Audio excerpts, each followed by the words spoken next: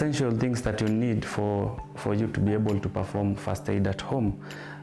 You need a first aid kit, and ideally a first aid kit, the basic things you need, one is gloves. You need to have at least 4 to 6 pairs of gloves. You also need to have some basic antiseptics for cleaning the wound.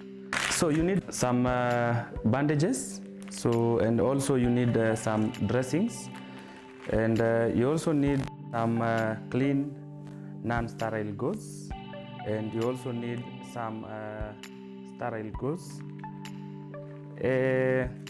Elastoplast will be essential for small cuts at home.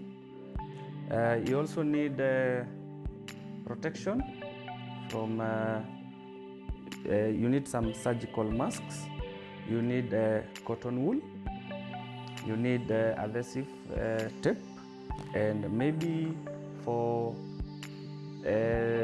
small sprain or strain, you need some cream or gel to massage the injured place. You also need some scissors. So ideally, those are the basic things that you will need in a first aid kit at home.